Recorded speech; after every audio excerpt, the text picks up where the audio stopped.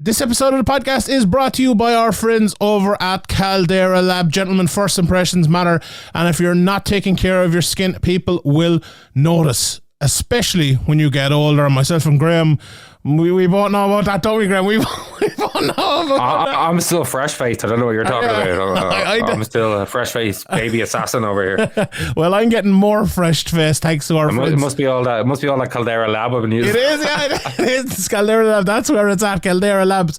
That's where they come in. Their products reduce the visibility of wrinkles, fine lines, and signs of aging. Show your skin who's boss and make a great first impression with Caldera Lab. You can use our promo code SEVEREMMA and get 20% off. These guys at Caldera Lab have figured out skincare for men so you don't have to. They just have the best products for your wellness routine. Have you seen their ads? Check out their website. Everyone I think has seen them now on social media. They're really, really cool.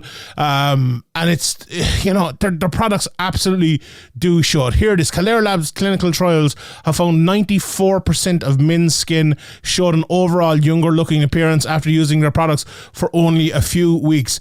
You'll be seeing their products paying off in absolutely no time. And where to start with Caldera Lab is the regimen. It's a twice a day routine to transform your skin, and it includes 3 products: the clean slate, the base layer, and the good. That first one, the clean slate, starts off your day. It's a face wash to leave you refreshed. Then you have the base layer for your moisturization to hydrate your skin throughout the day. And the good is your multifunctional serum at night that helps your skin look tighter and smoother, as well as helps reduce the visibility of wrinkles and fine lines. Every drop of this serum is packed with 3.4 million antioxidant units, protecting your skin. No other brand does that better yet. Caldera Lab is the only brand that cares about this enough to even know. And the Caldera Lab Icon Serum is another great thing as well.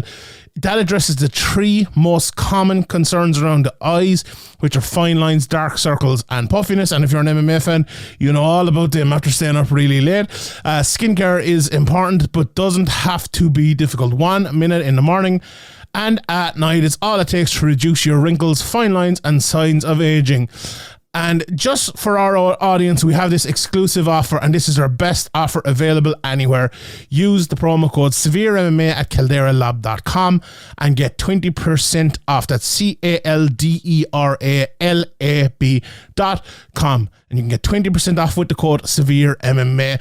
Make an unforgettable first impression that leads to the charming words, "You look younger." So 20% off at calderalab.com using the promo code SEVEREMMA. Welcome everybody. It's episode 432 of the Severe MMA podcast. My name is Sean Sheehan, aka the Pod God, the Deadline Day Dynamo, the Johnny Evans of MMA. Oh Jesus! Joined today by the Arthur Mello of Irish MMA Media, Graeme McDonald, as we talk about a pretty big week in the world of mixed martial arts, and we're getting straight into it. We changed it around. We put the ads at the start this time, so we're getting straight into the mixed martial arts today, Graeme. Do you know what? I was just walking in there. I was putting in the dogs and stuff before we got into this Paris card, and I was trying to think, like, we always talk about the opening, just what's the card like, and then we get into specific things. Do you know what? I found this a very weird card. Do you know what it reminded me of? And maybe it was just the way I had like my television volume or something, but it reminded me of like, do you know, was it the South African World Cup where there was vuvuzelas going all the time, and I was just like, it was very hard to like concentrate in the games, and it was just like this non-stop background noise. Now, that's a good thing. There's at times, like when it's crowd and it's people roaring and shouting, but it felt like a soccer match, or it felt like a crowd that was. And I've listened. It's funny. I listened to I don't know if you know him, Lance Storm. He's like a famous wrestler from like the 2000s and stuff. And he used to say he used to hate wrestling in the United Kingdom, especially because they didn't like react to the matches. They were just kind of just singing in the background, so you couldn't get like a feel for the crowd and stuff. And I feel like it was a little bit that way. Now with the clear exception of the Caelan Loughran fight, and obviously the wins when Sharia got the win and the finishes and stuff like that. But it was a cool, different crowd. I'm definitely not complaining about it, but it was just a bit odd to me. Did you find the same way, Graeme, or did you? I don't think it was odd. I think I'm used to it from like, European shows where obviously in American shows there isn't really sing-alongs and kind of like national chants going on that often, but Ireland's kind of a different kettle of fish, but around Europe there is kind of that kind of, you know, sing-song kind of football support, soccer support, where like, you know, there's kind of if there's not something extremely exciting happening, they kind of fill the noise to kind of keep the atmosphere going. So I thought it was pretty good. Like I was watching on Virgin Media, so I don't know if the mixing was different on that than where you were watching, but maybe where you were watching, they managed to get back from the ads before the rounds were already 20 seconds in. Oh, did they do that in Virgin Media again? I was watching on BT, yeah. Can they not like stop? I know they must work for the PGMOL or something. They can't work a stopwatch. I don't know what's going on. PGMOL are better at the stopwatches now, aren't they? Jesus, they're a little bit better, but like, come on, like they haven't been able to work a stopwatch between them across millennia. Yeah, it has been a while in fairness, but yeah, I suppose that's just kind of the background of it all.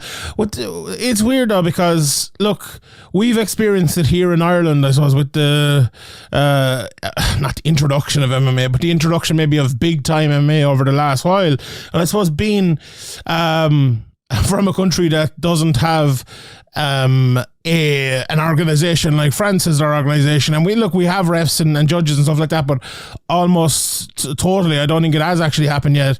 I think a few Irish refs have judged or refed here, in fairness, but with the judges and stuff, they haven't been brought in as much, or like they haven't been like put into places like they have with the French Commission. And like talking this week to people about the French Commission, any tweet I put out, I got a message from like, you know, people in the know and go, oh, that the French Commission, the French Commission. Like there has been a lot of talk this week about the French Commission and stuff. We will get into the low shot, but the change of opponent for Caelan Loughran and all of that, and like that being allowed. And you know, I remember the last time when there was the French event, there was like the 29-29, and there's just been a lot of issues, I think.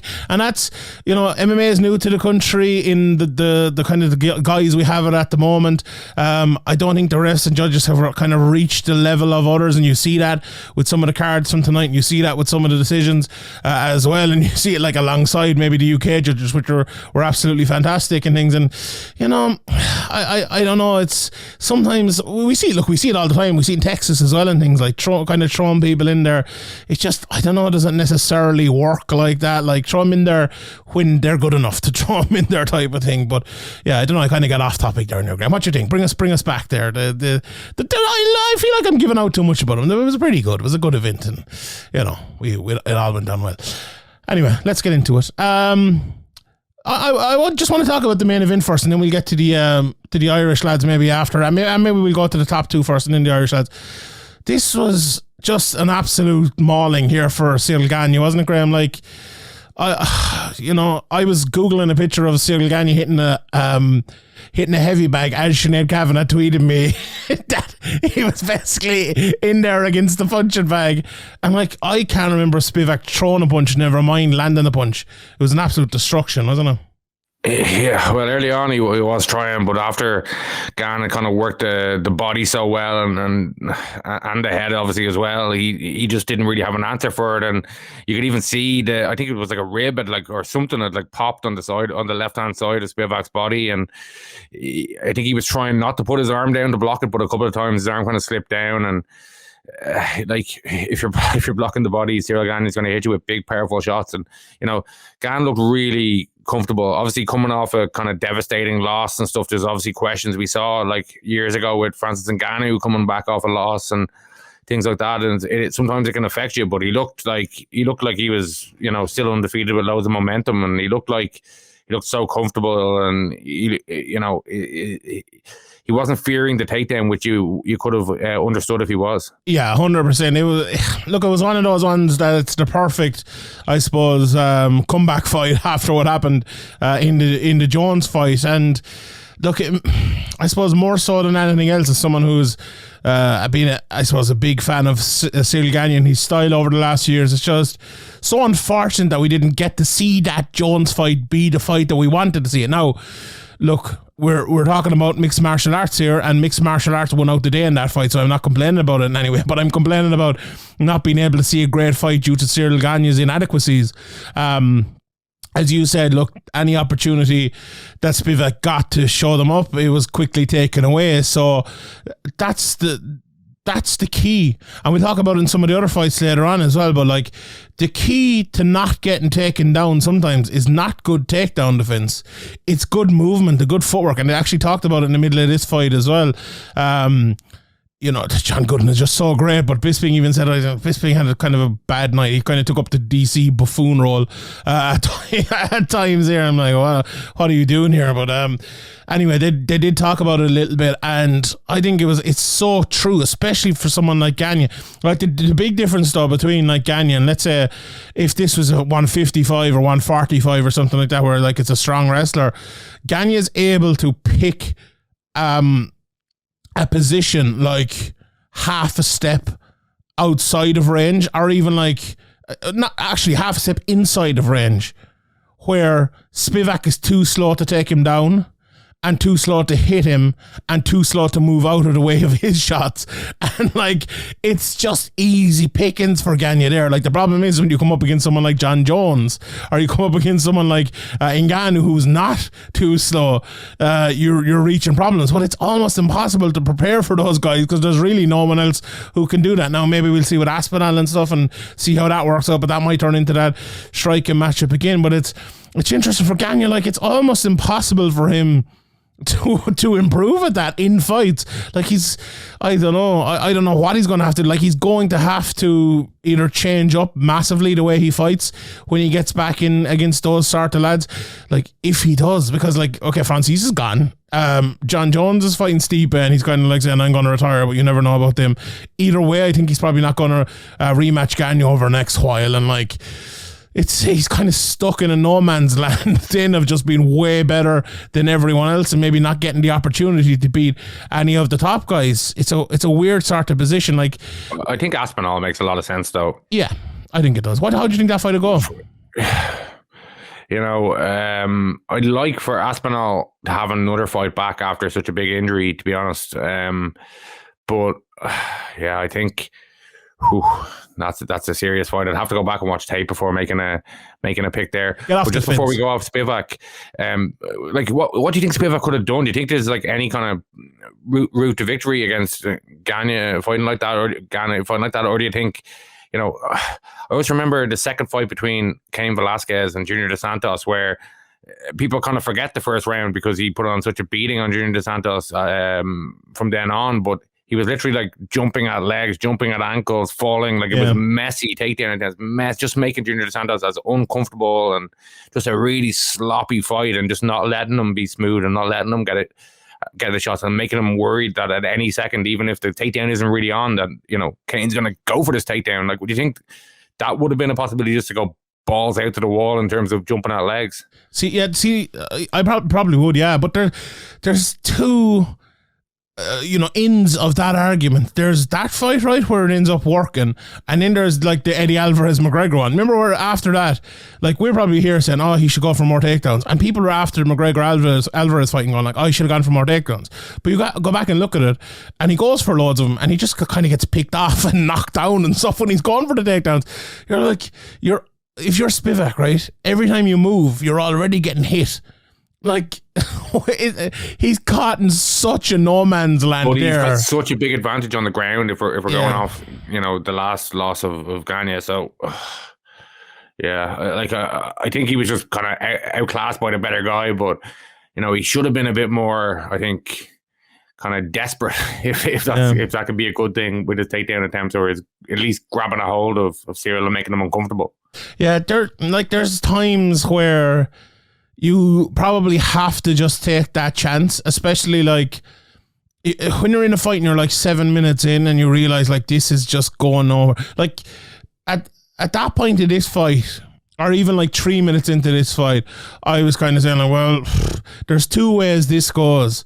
Gane just like moves around him for 5 rounds and it's like 50-42 or 50-45 or whatever, or he just like unloads on him at one stage, because he is so confident and just kind of takes him out of there. Like, it was one of those fights you just knew it was going to continue in the same vein. Like, and it's so easy to sit here and say, oh, go for it more. And like, he got knocked out without even going for it more. You know? So imagine what it would have happened if he did go for it more. But I suppose then you're one of those things, like, look at the Korean Zombie, the last day I kind of gave out about him for going for it more. Then I know most people didn't know. Maybe I was a bit harsh on him, but like, that's the thing. You either, you know, some people choose to either go out with their shield or go out on it, and other people just, you know, they just choose to wait, and it goes like that. And I'm not actually criticizing him about that. I'm just like saying, I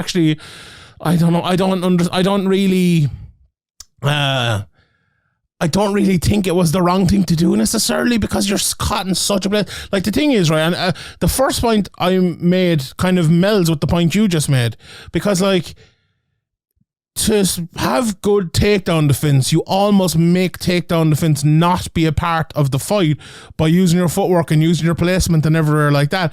And like, we talk all the time about how strikers beat wrestlers. How strikers beat wrestlers is by getting it into a striking fight. And how do you do that? You take the initiative, you jab them, you put them in I suppose a head space and a literal space in the cage where they can't wrestle and where you can strike. Like, I'm sure Spivak probably wanted to walk forward, get a double leg and take him down the middle of the cage, or push him against the cage, take him down against the cage. But like, there wasn't 1 second in that fight where he was able to push him straight back. He was either getting pushed back himself, or Gane was stepping to the left, stepping to the right, and then getting into a position where he again was pushing Spivak back. Like, there wasn't a second. Like, if anything you do is taking a chance, right? Anything you do in that space is taking a chance, because you literally had no chance to dive on a mistake that your opponent made, because he didn't make one. He was in the perfect position at all times, and that is a tough task to do at heavyweight. Look what happened to featherweight last week. Like, to do it at heavyweight against someone like Cyril Gane, and like, you're right. Look, I'm sure like everyone listening to me at home is probably saying, you know, fair enough, yeah, I wouldn't do that. But every fighter is probably saying, fuck it, I would have done that. You know, type of thing. So this is probably the one occasion where the fighters are like, be a bit more harsh on us, type of thing. I don't know, but yeah, it was at the end of the day, Graeme, it was just a complete mismatch here, wasn't it? It was just a farce. Yeah, he just got outclassed. But you know, I just feel like his game plan must have been, you know, he must have been working on some kind of entry or some kind of way to grab a hold of Cyril, or I don't know. They were probably waiting for a mistake that never came. But when he was shelling up at the end, just try and grab a hold of him, make him like take him out of his rhythm, make him uncomfortable. I was expecting a little bit more from Spivak, but you know, it was a really, really kind of flawless performance from Cyril, and you know, as I said, he bounced back like he never lost, and it just goes to show how phenomenal John Jones is. Really, that's the kind of takeaway from. Also, well, obviously Cyril, like, bouncing back is a massive takeaway, but yeah, you know, when you see some of John Jones's victories and then see his opponents that he's destroyed and how well some of them do, it's just, he's just a phenom. He really is. Also, another takeaway I took from this was, for the first time ever, and I never even realized that Cyril Gane's nickname is not Bon Gamin, it's Bon Gaman, which Cyril Bon Gamin Gane. It rhymes. I never realized that before. Did you? No, I never even thought about it, but I don't know if I don't know. I think you can do it a better nickname. Send in suggestions. Cyril the Man Gane. What about that? Is that better? We go with that? No. Okay. Right. Let's talk about the co-main event. Manon Fiorot against Rose Namajunas, and this was minus the pinky. It was an interesting fight. There was a couple of fights, like we'll talk about the Reese McKee fight in a minute, but it felt like that fight and this fight were completely changed by something that happened in like the first minute of the fight. And Rose Namajunas either obviously we're recording this directly after, so we haven't heard the press conference or anything, but Rose Namajunas dislocating or breaking or whatever it might have been her pinky, forcing I her. thought it looked like it was dislocated the way it was hanging, but I'm surprised like the corner didn't like pull it or like. But they just ignored it. Like I thought they were like, was forget about that. Yeah. Just throw it hard. It's like, yeah, well, do you want to like put it back into place for me there? Or do you mind?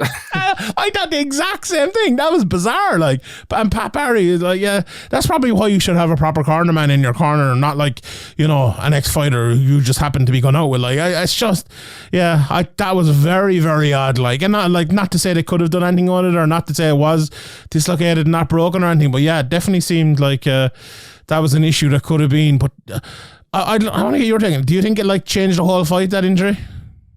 Yeah, like in a way it did, because the right hand wasn't thrown very often at all. After that, it was kind of pawed out there, but it was basically all from the left, from or nearly all from the left, which is, you know, obviously going to send signals to your opponent and give them an advantage and give you a disadvantage. But, you know, not to say that it swung it so much that Rose would have won. It's just hard to know. Yeah, I think the fact that she kind of like her ability to switch stances that she often does was kind of taken away, because she was fighting in southpaw for the whole thing almost, and when she wasn't fighting in southpaw, she was just kind of throwing the jab, and she was throwing the right hand, but it was just like not properly. No, it was just kind of thrown out there, and it was not right. But still, it was one of those fights, right, that was probably closer than it looked. You know, it nothing massive happened in it throughout almost all of the 3 rounds, but it just felt like Firo was just like a little bit ahead. That Rose's ability to kind of win the distance battle that she had done in the past, or be faster, was just taken away, because she was, you know, one-handed basically throughout the whole fight. And I think actually Philip O'Connor tweeted it, that it was like the fight was ruined by it, you know. And it's a weird one, right?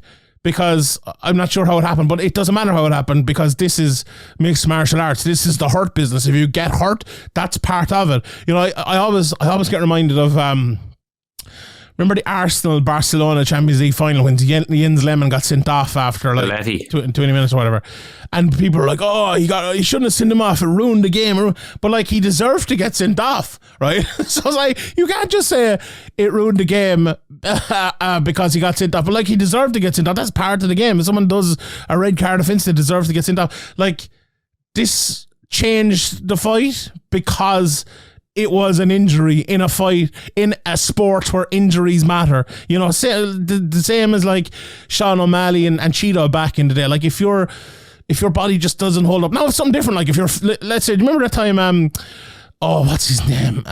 Nate Marquardt's like foot got stuck in the cage. Like, something like that now is very unfortunate. And like, I'm not to say this isn't unfortunate, but also it's part of fighting. Like, it really, really is part of fighting. And yeah, look, I do think it changed the fight, and do you know what? It probably changed it for Firo as well, to be honest, because she wasn't fighting the same fighter that she was expecting to fight. And you know, when you're fighting someone from like predominantly southpaw and you're expecting them to change, or they're changing kind of in a different way, it kind of can be a bit off-putting too. And it was one of those fights. I saw a few people kind of criticizing the actual fight itself, and like, I understand why it didn't turn out to maybe be the fight it was, and it's tough. And what do you think as well, Graeme, about like we spoke about it in the preview show, and there's kind of a 6-way or a 3-fight tournament here for the belt. And obviously we had Aaron Blanchfield winning last week, we had Firo winning here, and then we have in 2 weeks' time the title on the line with Grasso and Shevchenko. And you would think, look, if Shevchenko wins, they'll probably do the trilogy. But if Grasso wins, someone's going to be next up for the title. I don't think Shevchenko will get another shot. And I had said in the preview show that like a win over Namajunas will probably mean more, say, than a win over Talia Santos, whether right or wrong. But now, do you think it's the same, Graeme? Like, this, I feel like this injury is maybe taken away a little bit from Firo as well, and her possibility of getting it. Like, she doesn't have that clean win over Namajunas, even though it's absolutely no fault of her own. Do you think that'll play into it? I don't think it's like not a clean win in the thinking of the UFC. If it was like, you know, some kind of controversial low blow or something like we'll go on to talk about the lens of fight or something weird like that. But you know, people break their hands, injure their legs, injure their foot, you know, all the time. Like, you know, rib pops. We saw that Spivak looked like a rib popped on his left hand side. You know, these aren't. Like, I think Rose maybe has admitted in the past a little bit that she's maybe a little bit mentally up and down.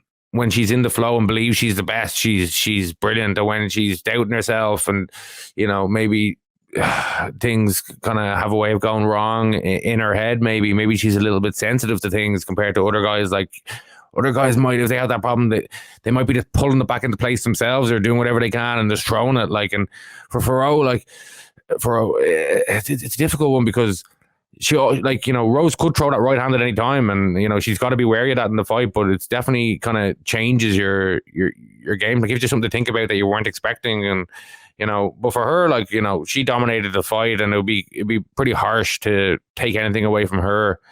Yeah, I don't think it was like a bizarre enough thing, like an unusual enough thing that it would stunt her in terms of, you know, getting towards the next fight that the UFC would have been planning if she had gone out in there and beaten like 100% Rose.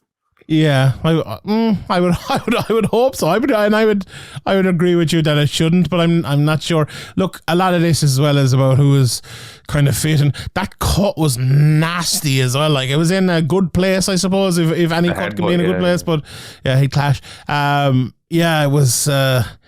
Yeah, it was an odd one, but like I don't know, like Blanchfield. It's not to say Blanchfield doesn't deserve it either, like, because you know she had a good kind of comeback win against Sally Santos. Even though I like a few people in the Q&A last week were like, "Oh, was it that impressive and stuff?" And I'm like, "You're challenging the number 3 ranked person on planet Earth. Like, there's only like one person behind as well. Like, a bit of adversity there is a good sign." Yeah, there's only one person apart from you, or two maybe, you know, who's as good as her. And if you come, you know, you beat her, and that's a good win no matter how you do it, I suppose.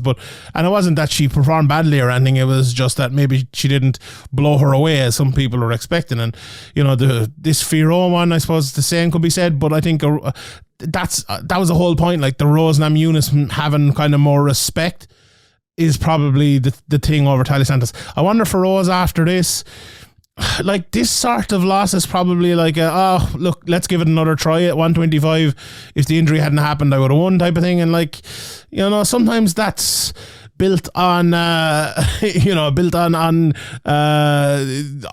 that will be melting pretty soon, but sometimes it's built on concrete.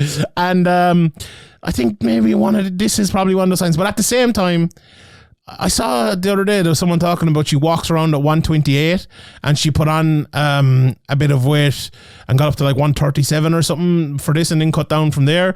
But like, if you're only cutting 13 pounds to get to 115, now people, you know, some people might think that's absolutely insane, but you know, you're taking probably 5 or 6 pounds of that off before you get near your cut, and then you're only cutting like 7 or 8 pounds. So like, I don't think it's a big issue getting down, and she said that herself. Now it's just me saying it. So I think go back down, win a fight, and then fight for the title probably, because you have 2 wins over the champion down there. So, but like, the problem with that is you're probably either fighting Yan Xiaonan or you're fighting her name is Tatiana Suarez. So that's tough as it gets as well. So I don't know. We'll see, I suppose.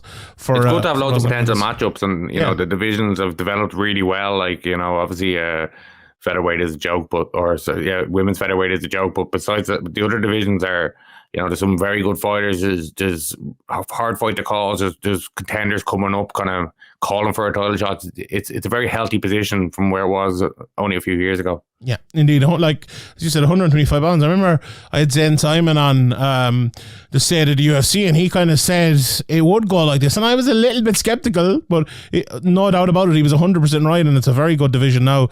And you know, just like, if you think about it, right, there's some massive matchups coming up at, let's say, 115 and 125, because like at 115 you have Zhang Weili and she could be fighting Yan Jianan in China, which would be massive, 2 Chinese fighters. She could be fighting Suarez, which would be absolutely massive. You think it's better, before we just move on from that, I think it's better have like not 2 Chinese fight against each other in China? I don't know. It depends. Like the French fight there between the 2 French guys was probably the weirdest atmosphere. I know it ended like in a weird controversial fashion, but I don't know.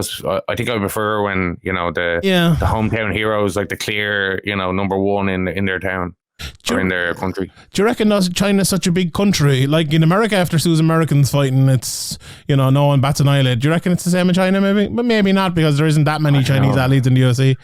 I'm not sure. I really don't know. Yeah, it might be a good point. But either way, like if it did happen, it'd be a massive event. And like in it, 125 as we're talking about here, like this, I'm really looking forward to Grasso and Shevchenko, seeing how that plays out.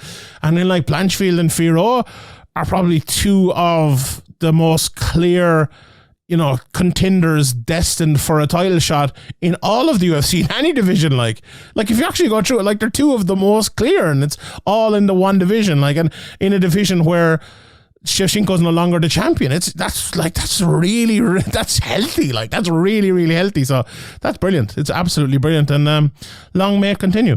Right. Let's move on.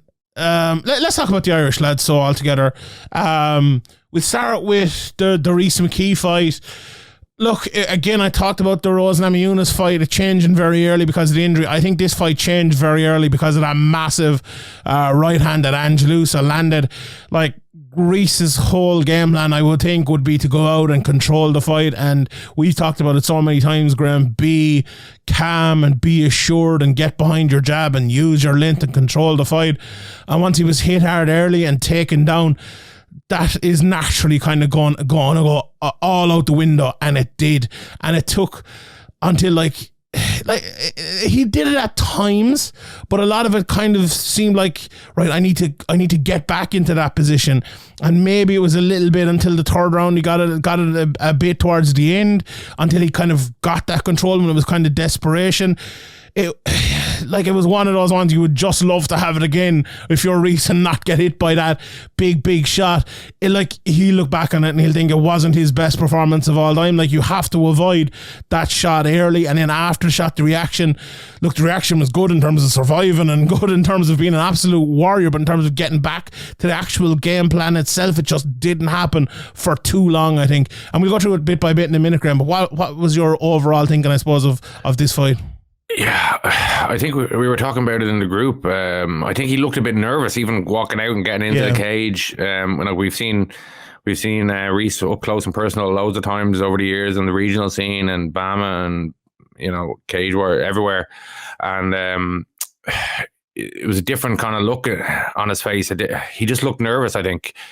And obviously, having had a stint in the UFC and being cut is probably a lot of pressure to go in there and prove yourself. But I think maybe the slow start in the fight and kind of looking a bit off was maybe I'm putting 2 and 2 together, getting 5. But I think it was down to nerves and the pressure at the moment, maybe. So, he obviously had his moments in the fight, and in the third round he really poured it on. I'm not sure if it was a body shot that he hurt Lusa with, but I might have missed something, but yeah, he pulled it on the end, and Lusa looked in trouble. And maybe if there was another 30 seconds or another minute left in the round, or another couple of rounds, which Reece has fought 5 rounds a few times, it might have been different. Obviously, people fight at different paces in a 5 round as opposed to a 3 round and all that. But yeah, I think the slow start and the kind of nervous energy that he seemed to have around him, and falling behind. I think that played into it. Like, I'm no psychologist or whatever, but there was just a different body language and a different look in his face that we usually don't see. And I think maybe the nerves in the moment might have got to him a bit. Yeah, I would tend to agree. Now, that is our call, I suppose, based on having watched Reece down through the years and talked about how good he is when he's not like that, if you get me. Like, when he is flowy and moving, like there aren't many people at this level anyway in terms of like the entry level of the UFC or in the I suppose the European scene, who are going to beat Reece. And like, he's still young and obviously improving and all of that. But it's a weird one, because I think that is the case, but it's also hard to say that because the fight changed so quickly, so early, because of that big, like, remember that fight? I don't know, it was 6 or 7 months ago. And it was like an immediate takedown, just like jumping, and we're like, Jesus, this just completely changed everyone's expectations on how this fight was going to go. It was a little bit like that, except like everyone expected Lusa to throw the big right hand down through the middle. But having said all of that, it was actually like a relatively close fight. Now, it could have been a bit further apart, or it could have been a bit closer, because it was one of those, just to maybe even go through the rounds, like, the first round, I thought there was a nice uppercut in the first round by Reece that kind of got no sold by the commentators, but there was a bit of that, I thought, all right. But like, after the big shot and in the takedown, I thought Reece won like the last 2.5 minutes of that round and made it like a relatively close round. Like, I scored it for Lusa, and I think he was right to win it, but I could see a card there. The second, absolutely, Lusa almost finished him. There's an argument the fight could have been stopped. Reece was winning on the feet early. Could have been a 10-8, and that's why I said it could have been even further apart. Like, Reece was winning on the feet, and I think that's what probably stopped the 10-8 there. And it was exactly the halfway point he was taken down. He kind of got up quick, and then he just got like battered with a pile of shots against the cage and almost finished. But there's no one as tough or as big a warrior as Reece McKee out there. And even in the third round, he got taken down immediately again. It's a few, like, kept going for that guillotine. It's like, don't just, going full Franz Malambo. Just like, don't do it. Push the head down, defend the takedown. And like we've seen with Reece in the past, like, the takedown defense has been an issue. And just maybe to finish off the third round, like, he really came on strong at the end of the third round. Almost finished Lusa at a couple of points. I don't think it was maybe as close maybe as it looked, but Lusa was in trouble, and he definitely won that round. One judge. Did you see what shot it was? That I didn't know. I didn't. As you were saying it there, I agreed. I didn't see it at all. It was, I think it was one of those, like, he threw it as Lusa was kind of moving, and the angle didn't catch it or something. It must have been like a right hand inside or something. I didn't see it either, but Christoph Capus, the judge, scored that third round for Lusa, which is just unconscionable, really. And he's the same judge that scored a fight last year, 29-29. So yeah, he probably shouldn't be judging at any of these big shows anymore. He hasn't a clue what he's doing, that lad.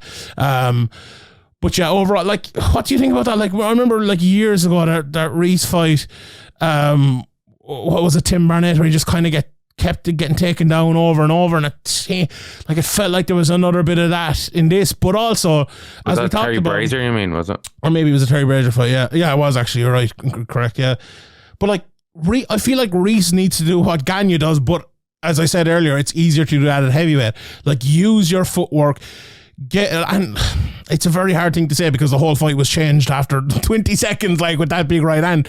But if he could have got back to that and done it, and like you're looking at the next fight, Graeme, or going forward, like, he really has to do that, because this, again, for Reece, his next fight here is going to be the biggest of his career, because if you lose it's even more pressure now, isn't massive, it? Like, it actually, like, he knows what happens when you lose 2 in a row in the UFC, and it's probably going to be, hopefully anyway, it's going to be in Dublin, in a UFC show in Dublin, and it's going to be, it's going to be a lot on the line. So, hopefully they match him up nicely, but we should also mention Lusa had a very good performance. He came out and rocked Reece early and looked powerful and quick, and obviously he did well to survive in the third round under that pressure, under those shots.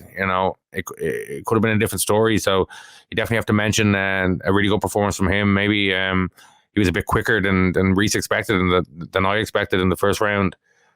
But for Reece, yeah, like, I think he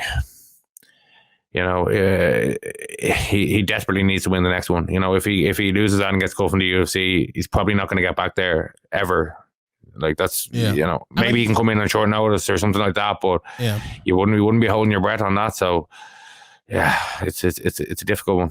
Yeah, like, and he knows that high pressure situation coming up. Like, yeah, like he said that to me last day. Like, if he lost that Jimmy Wallhead fight, he was like, well, another 3 fights to get back, like, that might even happen, type of thing. So yeah, he knows. But like, there's fights where Reece McKee can win, like, in the UFC, and like, as you said, loose. But it depends on what the matchmakers do. They care? Do they want to match him up nicely, or do they want to use him to get somebody, to beat him? Do they want to kind of, before they let him go, do they want to kind of get a big win for somebody in Ireland, for example?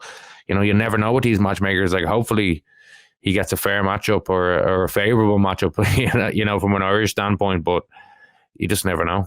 Yeah, the type of matchup Charrier got tonight is what Reese needs the next time, I think. But, yeah, I agree with you on the Lusa point though. Like, what if you're looking in for Lusa? What do you do coming in? Like, try to land that big right hand down through the middle and try to get takedowns. He did that from the very start and over throughout the fight. So a fantastic performance by Lusa, and as they were saying in the commentary as well, he a good prospect. I honestly think that this might have been the best performance, especially I think early.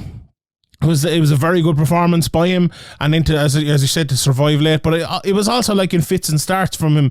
Like, he landed the big left hand, and then like he won maybe 2 minutes of the fight, and then for the next like 6 or 7 minutes it was really all Reese, and then he got that big moment in the middle of the second round again, and then from the end of that, all in the or most of the third round, apart from the early takedown, it was all Reese again. So like, it wasn't as if Reese didn't win any of the fight or wasn't in with a chance either. Like, he kept going, and like, he did himself proud in the end, like no doubt about that. But it was a performance definitely look back on, and he'll see the issues and improve from it, and hopefully comes out and he gets to, all bias aside, but hopefully comes out and gets to win next time out. And then Caelan Loughran, Jesus, like, for Caelan Loughran, the change in opponent to go from Yanis Gamuri to Taylor Lapilus, we were talking about, I think, on the preview show, but in private, like, I'd watched a good bit of Yanis preparing for it, and I was like, this is a pretty favourable matchup for Caelan Loughran. Like, I think he's,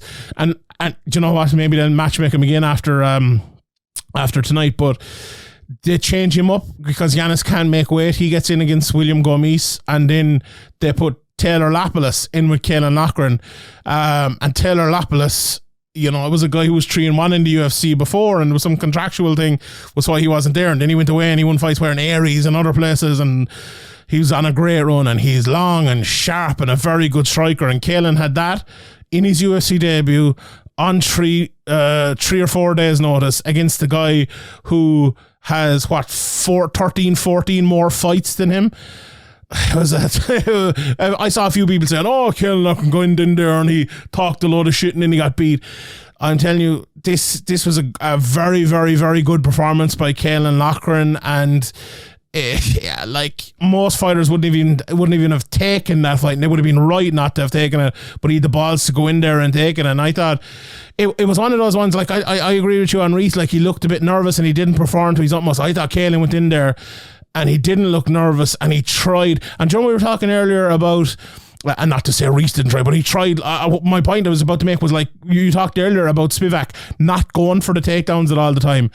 Caelan went for the takedowns at all times, and he kept going for over and over, apart from maybe the last minute, which was crucial, but we'll talk about that in a second. But the performance from Caelan, not even the performance, Graeme, from Caelan, but like the overall fucking balls of the man to actually go in there, enemy territory as well, after all the shit he talked, and even take that fight. But what did you think of it overall?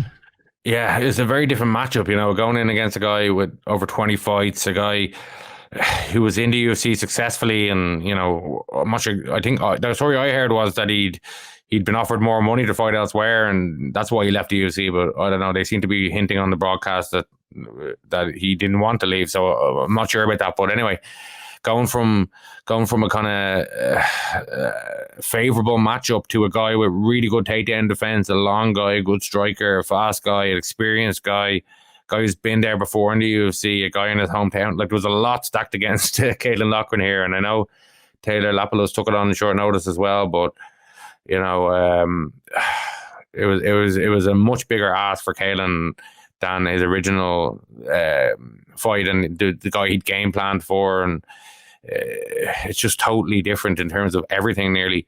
So that was obviously not ideal, and he'd already said a lot of stuff about the French and the French MMA and all that stuff. So he's not a man to back down, as we know. So he obviously kept going, flipped off the crowd, gave them the old the old wanker hand and hammed it up, and made them care about the fight. And you could hear the crowd.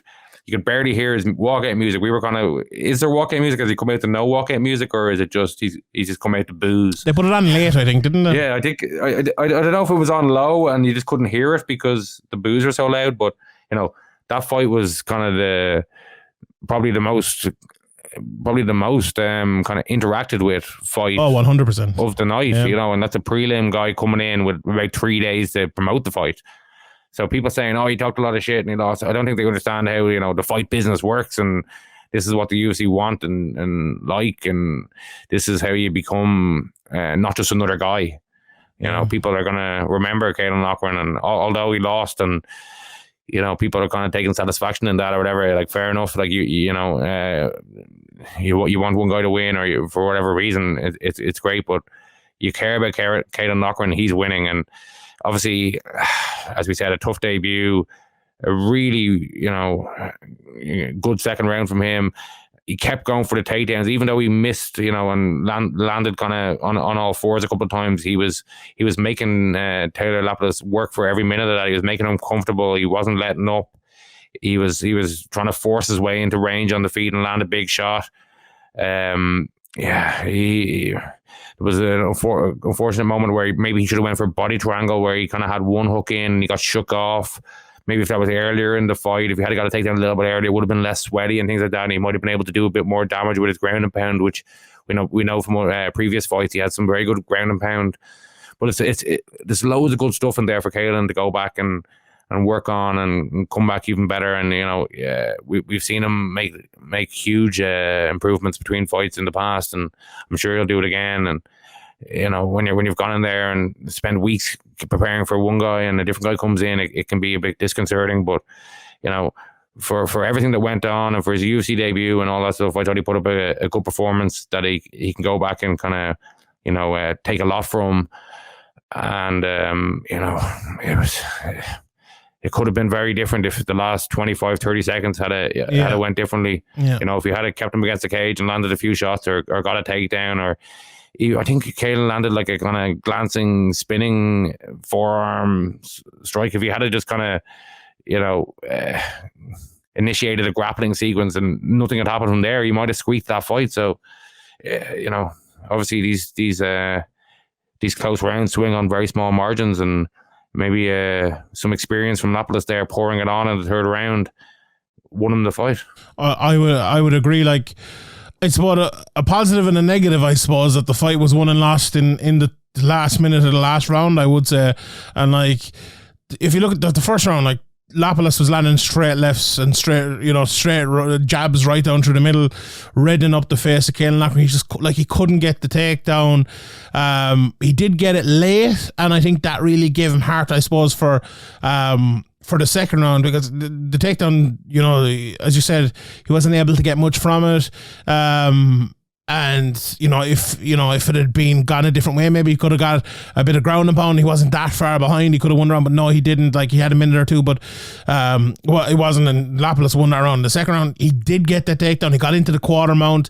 He landed a good bit of ground and pound, not a massive amount of ground and pound. But I thought there was a big mistake as well, and I think that's what you were referring to when he kind of went for the arm and slipped off the back. I think that was more a mistake than unfortunate than anything. I think he should have got the body triangle there if he could have, and just kept that position. Rather, like, I know he was kind of, I don't think he was necessarily going for an armbar, but he was like trying to pry the arm to break him off.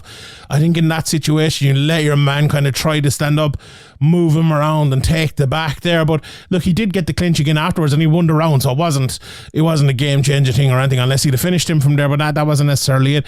And then in the third round, it was just very scrappy. I thought like Caelan was landing a way more shots in the third round than he had in any of the other rounds. There was one stage he landed kind of a slip left hand, I think, and it was a lovely shot. And like there is a tendency as well, I'm not criticising the commentary, but like there is a tendency sometimes you're like, oh, you're looking at the grappler against the striker here, and anything that the grappler lands on the feet is almost ignored because you're just waiting for him to get a takedown. And I think there was a bit of that here for this. And also, just on your point there, sometimes just because a strike is pretty or looks really nice doesn't mean that the kind of the effect, yeah. the effect is bigger than just a kind of a hook, a big wild hook, or like, you know, sometimes we see some guys landing beautiful strikes, but they get hit with a massive uppercut or they get hit with a massive hook, and, you know, the impact is bigger. But, you know, obviously in some occasions, the snap, if you get a real snap, it's obviously nicer. But sometimes there's a tendency on the commentary to, you know, focus on the eye-catching strikes.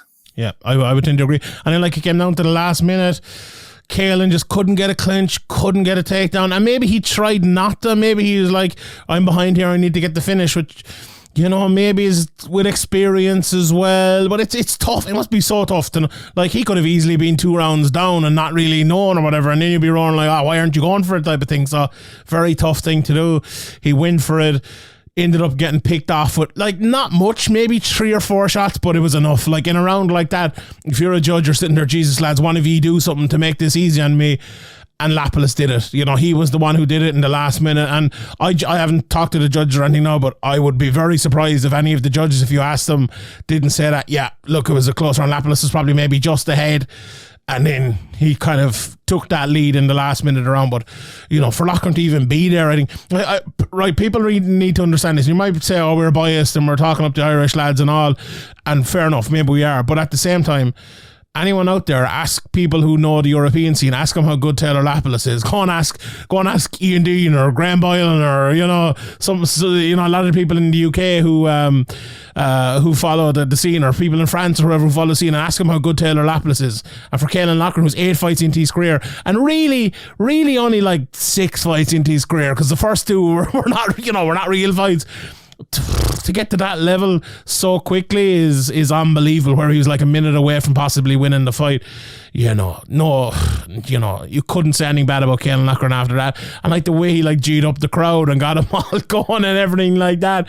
You know, I think, as you said, like, it's very hard in this current landscape of MMA with fucking, there's an LFA card tonight, there's an LFA card next week, there's a Cage Warriors card next week, there's another UFC next week, we've Bellator Dublin coming up, we have the PFL finale coming up, we have PFL Europe coming up, we have every week we have one championship card, we have another one championship on Prime card coming up, and one the week non-stop MMA to get people to know who you are, to get people to like, oh, how do you pronounce that lad's name, type of thing.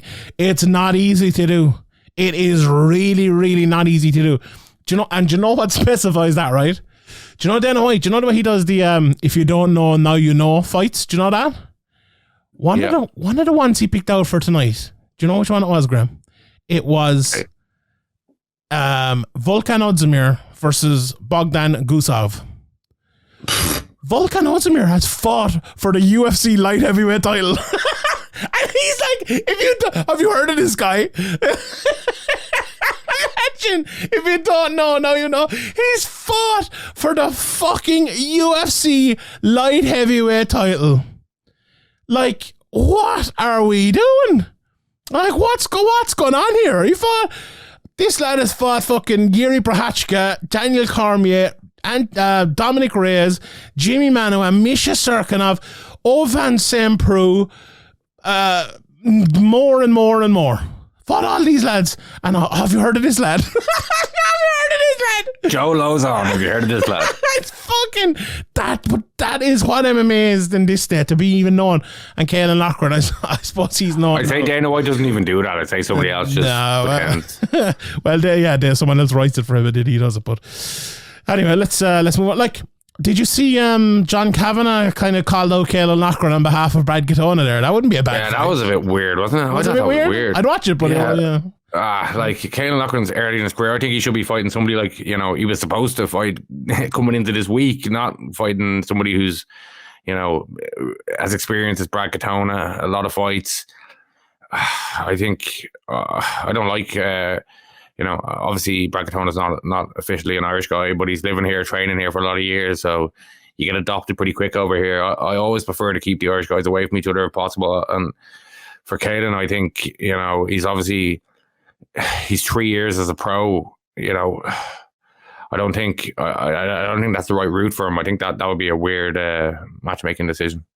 And here was me about to suggest Kalen versus Brad and Reese versus Kiefer Crosby. So we'll rule them out. So we'll rule them out. But yeah. Look, valiant effort for both of the lads. Unfortunate night, I suppose, for Irish MMA. But look, we've two lads fighting in the UFC. We can't complain too much about it. So fair play to the two lads. And well, we have more than two lads fighting in the UFC. We have Kiefer coming up next week. We have, obviously. It's a tough loss for Reese, but as we said, there's going to be a lot of pressure on. He could be facing, a must win. He probably is facing a must win. But for Caden, I think there's time to build with the right matchmaking. For a guy early in his career, a guy with a lot of charisma, a guy who can make people care. I think the UFC would be wise to carefully matchmake him for a few fights and let him develop. I think there's a lot of potential there, and you don't want to ruin that by giving them two difficult matchups in a row.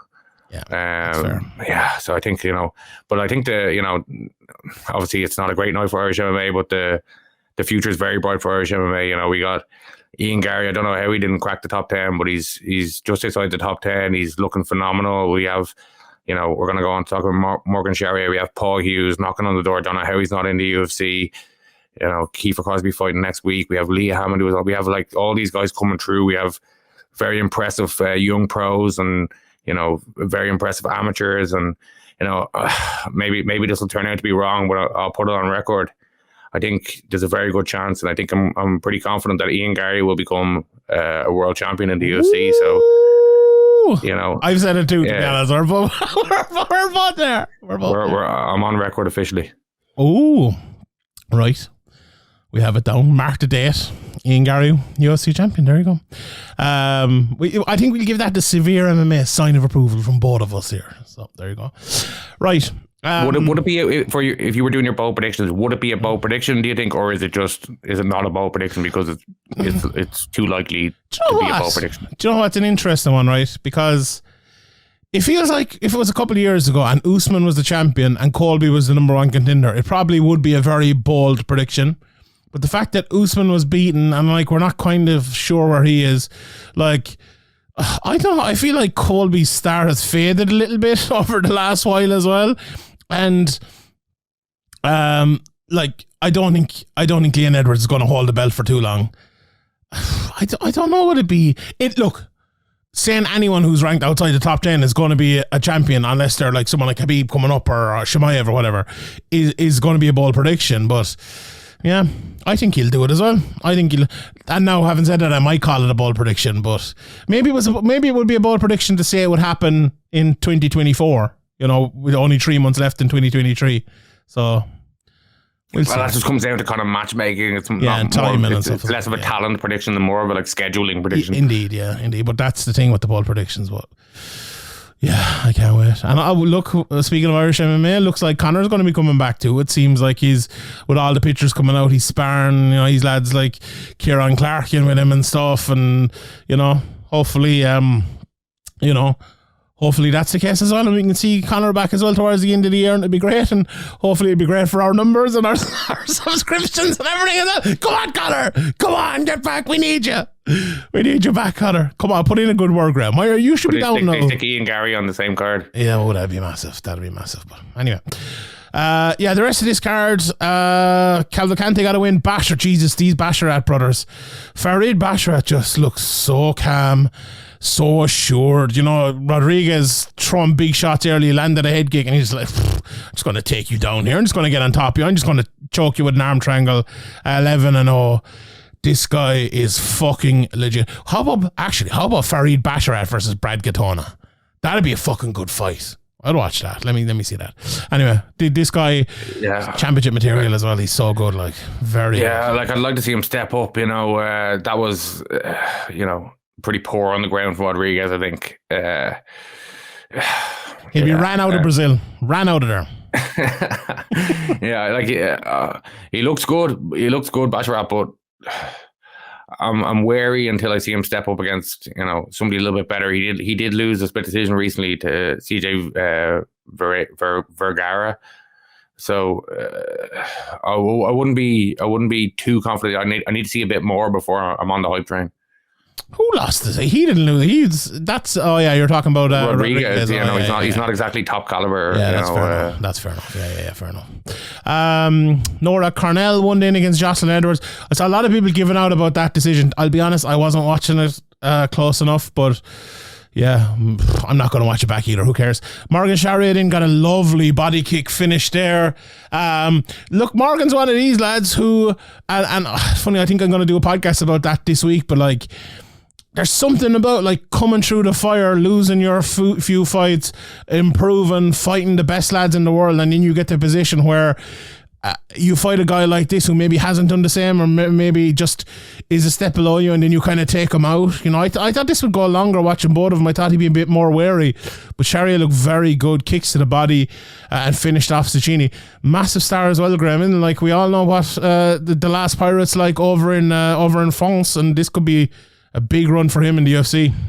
Yeah, he looked really comfortable. We talked about nerves in another fight earlier, but there didn't seem to be any nerves. It was a big moment going in there for Morgan Charrier, the crowd behind him. Big moment making your UFC debut. Obviously, a guy who's had his ups and downs over the years.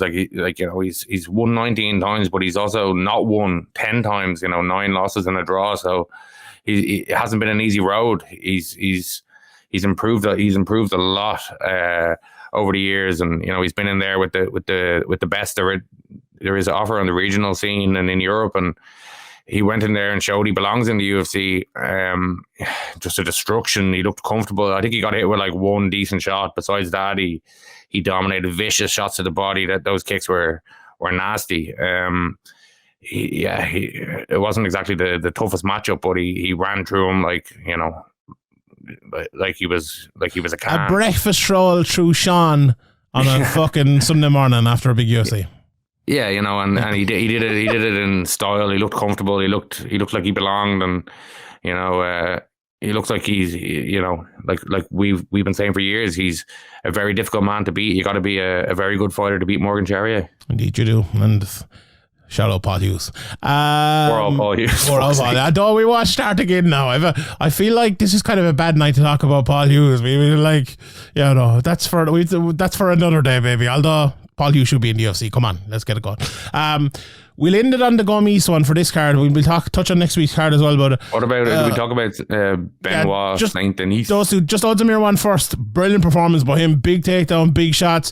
This Guskov lad, I'll be honest, I watched a bit of him coming in, and I'm like, oh, this guy's a bit dangerous. But I'm like, maybe there's something I'm missing. But it didn't really seem so, to be honest.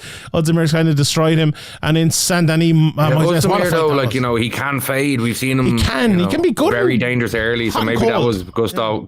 Maybe he was hoping to kind of Homer Simpson him for a while, but that didn't work out. Yeah, Spivak was the one doing the Homer Simpson in this card, I think. But unfortunately, he didn't get the same result as Homer Simpson got. But good result for Ozdemir. Jeez, this Moises Saint Denis fight. I thought Reese had a chance of getting the fight at night until this, and I assume this got it, but absolute barn burner, back and forth, blood and guts, and then a lovely ground and pound finish for Saint Denis towards the end of it. This guy looks a real prospect at 155, putting on real fun fights as well. And we were talking about it on the previous show, like you lose to a guy like Lezeki De Santos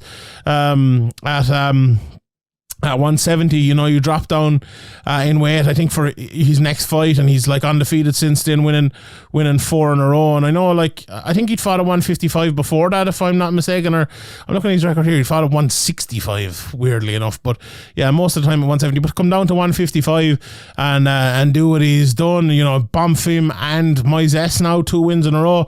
That's very, very good for him. And with shows going to be in France every year, I would expect him to be high up on those cards, and if he can win the fights in between them as well, it could be sky's the limit for him. So I'm looking forward to see where it goes with him. What did you think of that, Graeme? Word on that?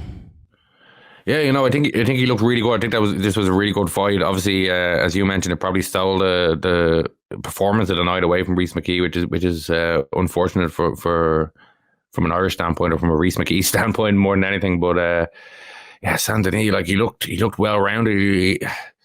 He looked dangerous everywhere. He looked like a big 155er. It's no surprise that he's fought up at 170 before, but he didn't look he didn't look drained on the scale. He didn't look drained walking out. He looked just like a kind of perfect body type for a 155er, and I think he's going to be a problem. Maybe if he's taking risks and getting into firefights when he's winning fights like he did for a couple of moments in this fight, maybe that isn't advisable as you go up to kind of towards the upper echelon or towards anybody near the rankings. But obviously the circumstances of the fight, he felt confident that he was able to kind of take that chance. But yeah, it's definitely a big win and an impressive win, and I'll be interested to see who they match him up against, and he's definitely one I'll be keeping an eye on.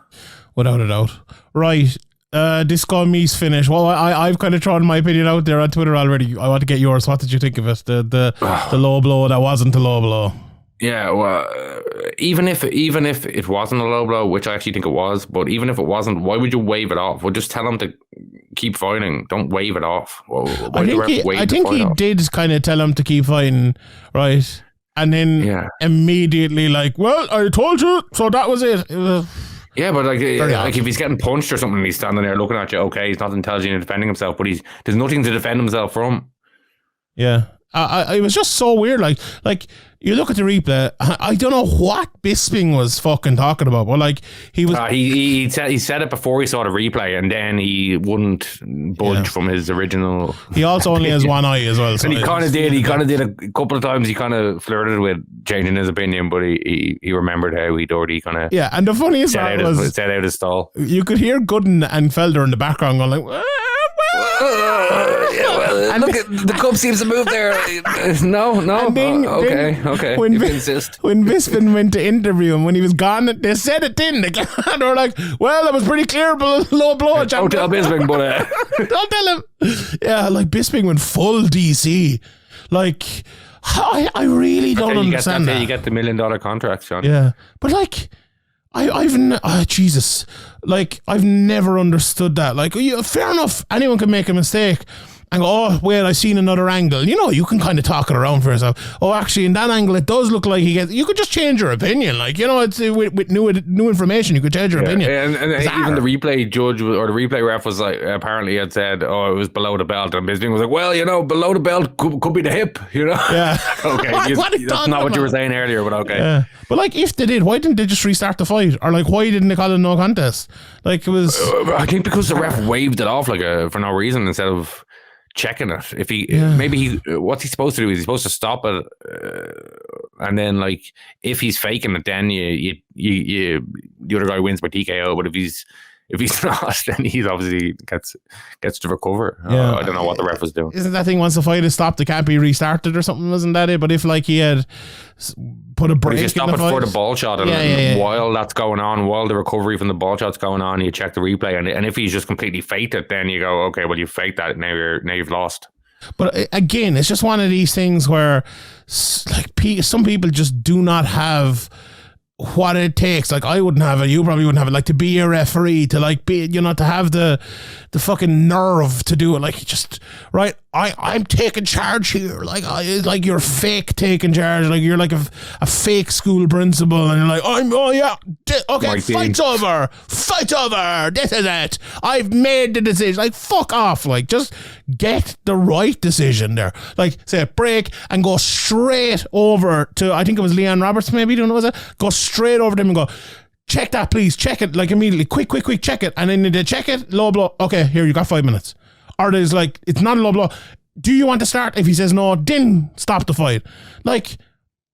That's just common sense. Why would you do it so fucking quickly? I don't know, it just made no sense. How would he be so sure as well? When it's right there, and the cup is clearly glanced at the very least, if not hit.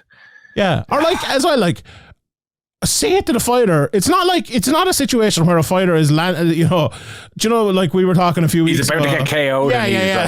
The body's been brutalized, and he's just oh, I got hit in the balls. But or even a lad is taking a load of shots, and can you continue? You could have gone up to him and go, can you continue? And if he had said that to him, I guarantee you would have said yes, but like, can I get my 5 minutes or whatever? Like, or say like, can you continue? Can you continue? Like, put him under pressure to say he can continue. And if he says no, then go, well, it was a legal body shot. I don't think that was a low blow. You need to continue. Yes. And if he says no, then okay, you lose. That we talked a couple of weeks ago. Or you can check the. Yeah. Like sometimes I just think you give him the time, and while he's recovering, you just check it real quick. So, like sometimes you can talk too much. That's one of the occasions where you should talk a lot and like explain it out and go, look, this is what's going to happen here, sir. Like, or I don't know what language barrier was, or what, call in a translator or whatever. Like, give yourself some time there. But like, he was like, nope, I'm the star here. I'm making this decision. This is it. I'm the master of all of this. Fight over. Fucking prick. I hate that shit. I really hate that. People just trying to be the star of the show themselves. It's like, leave it out, mate. Leave it out. You don't think it was incompetency? You think it was more just? It was incompetency with like cockiness, which is the worst combination you can. Which is the worst. That's with a touch of arrogance. That's probably a good description for this podcast at times. But anyway, we'll move on, Graeme, and let's briefly touch on UFC 293. The lads will have a full breakdown of this on Thursday over on Patreon. The audio will be up there for free, and on YouTube for free as well. And if you're on YouTube Premium and stuff, you can listen to the audio of that. This is not a great card. Thankfully, we have Kiefer Crosby on it to give us a bit of additional, care, I suppose, about the card. What about that fight, Graeme? I watched a bit of Kevin Jousset, and I know the lads were talking about it in the group as well, and they were like, this is a lad who's a striker and he likes to be drawn into a war, which could also be the description for Kiefer Crosby. Jousset seems like a little bit longer, and he seems like a guy who tries to maybe fight long, but then, as I said, does kind of get drawn into it. Whereas Kiefer, not necessarily long, but he likes to throw his shots and use his speed. And if his opponent is willing to do the same, he'll get drawn into it too. Probably a little bit underrated on the ground. A lad who's been tested, but it feels like he's just kind of coming into his own now, and it'll be interesting to see how the UFC test works out for him, and how maybe the additional bit of money and the additional bit of training and all that will bring him on as a fighter. I'm very interested to see this. And what do you think? You, as someone who's been around and seen Kiefer since his amateur days and all that famous fight with A.O. Daly, I was at it myself as well. One of the most high level amateur fights I think that's probably ever been showcased on Irish shores and stuff. Anyway, to see him come here and get his chance in the UFC. I know we talked about it a couple of weeks ago, Graeme, but it's great that it's coming up here only in 6 days' time now. Yeah, it's brilliant to see him get there. It's brilliant to see from an Irish standpoint. We're always happy to see Irish guys go in there.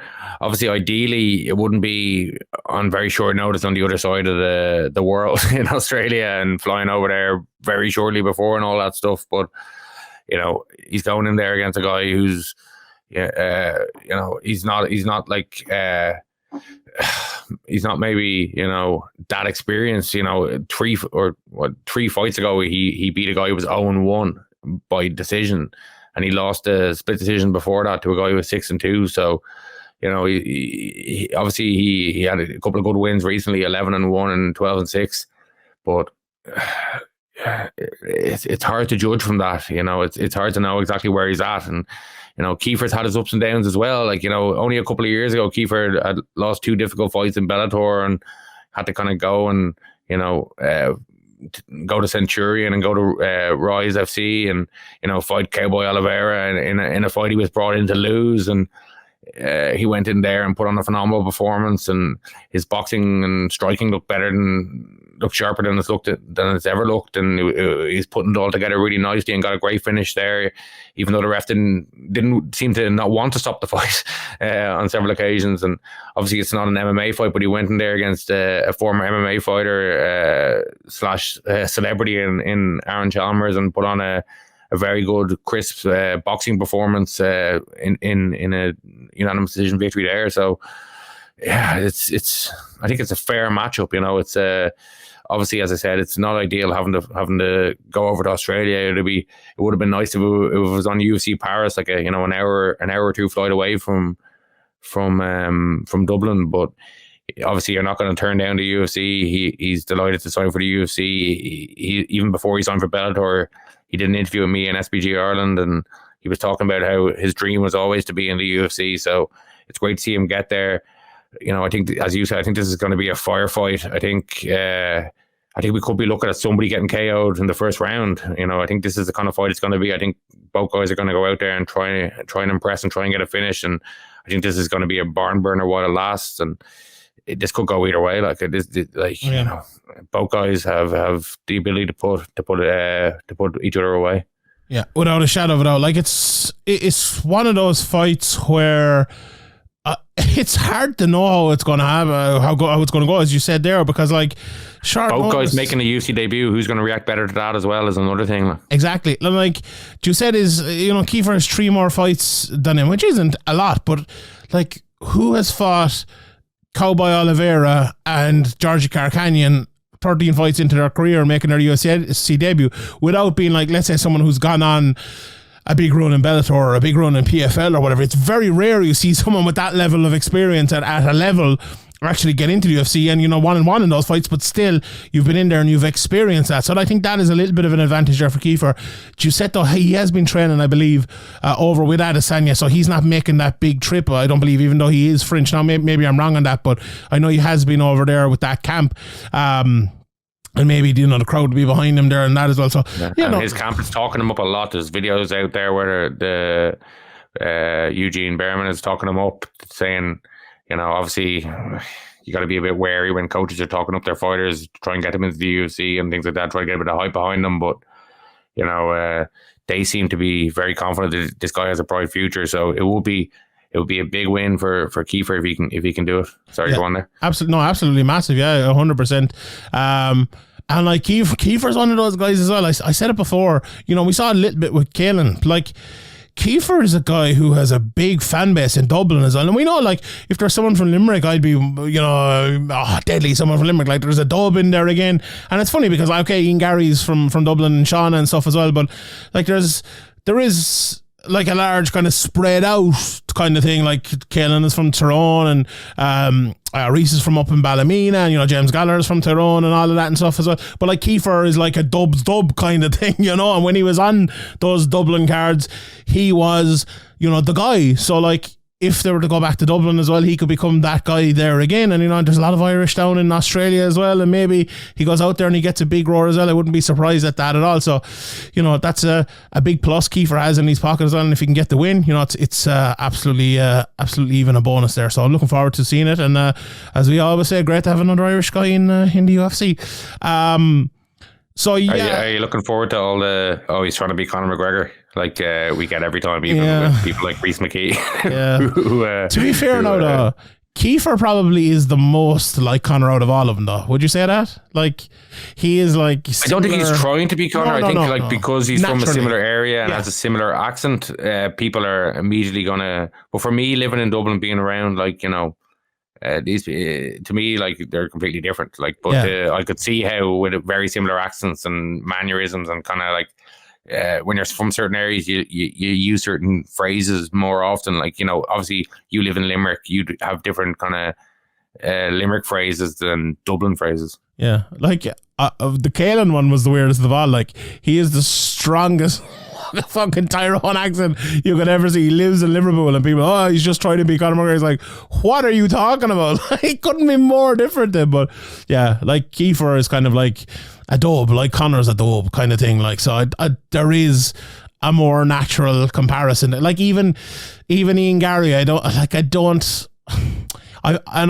know how this works, but I feel like Conor's a north sider, Ian's a south sider type of thing. Would that be correct, Graeme? I have no idea, but I'm just trying to remember where exactly in Dublin Ian is from. But it seems that way, though. Like, one seems like a posh Dubliner. He's posher. He's from a posher area, I'd guess. Yeah, he'd be your type of neighbour now. You and Andy Stevenson, like. Well, I actually moved to a more affluent area as a when I was about 10 years old. Oh, we were about that. Yeah, well, okay, well, fair enough.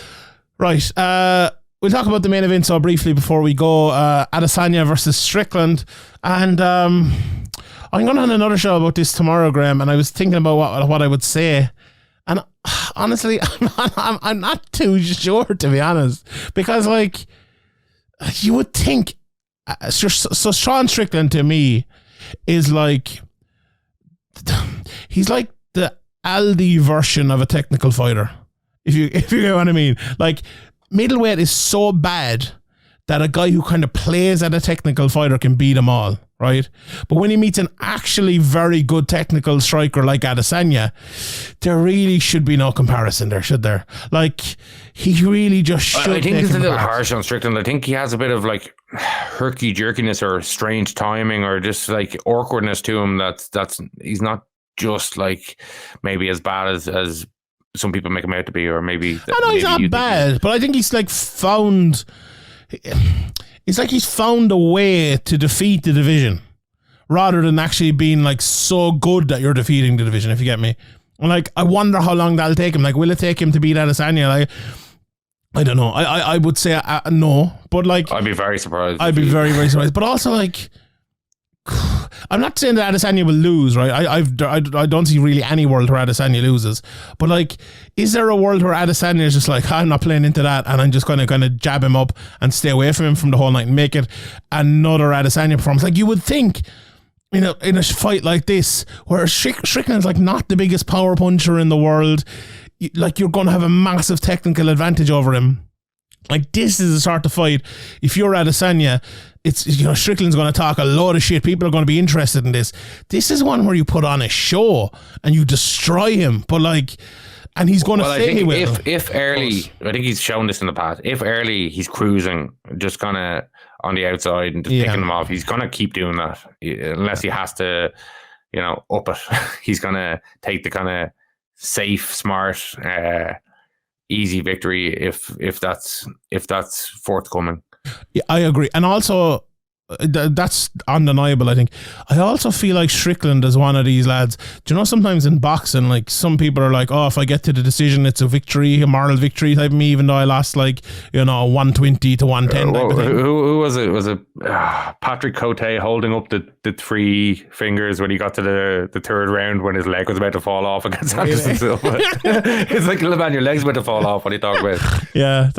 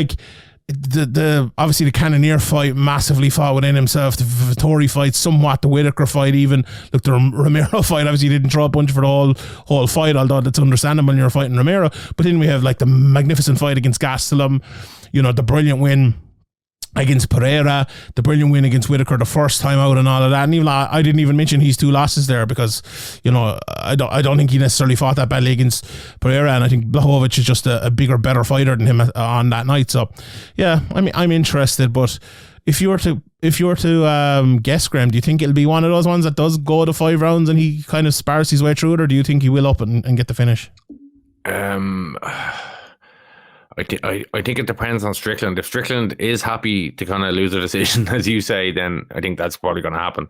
If he does try to make stuff happen and try to kind of force the issue against Adesanya, he probably end up running into something big and getting finished at some stage over 5 rounds. But, you know, Sean Strickland's kind of known a lot over the years for a pretty boring fight. So, you know, I wouldn't be too surprised if this one wasn't too exciting. But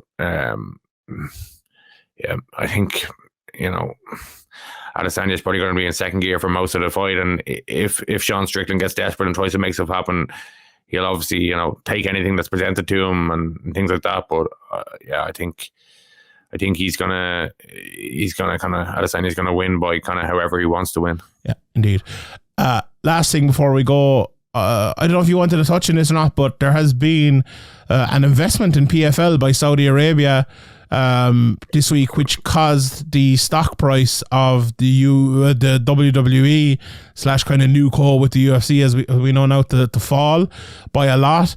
Now it's only a small investment in the PFL, and there's an event going to be on there, and obviously we know what Francis Ngannou's fight. I know it's a boxing match, but that's also going to be on in Saudi Arabia. And we've seen what's happened with golfer. They basically now own the sport. We've seen what's happened with association football, where it looks like I know you might not like this, but like probably the best player in the world at the moment maybe the second best player in the world in Mo Salah. It looks like he's going to go there, and possibly now. Think so? What do you mean, that he's the second best player? He's going to go in the next few days?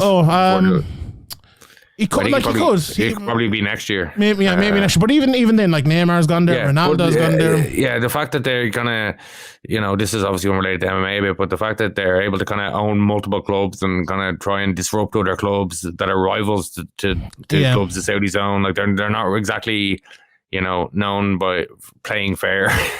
But at the same time, at the very least, yeah. There's a massive investment.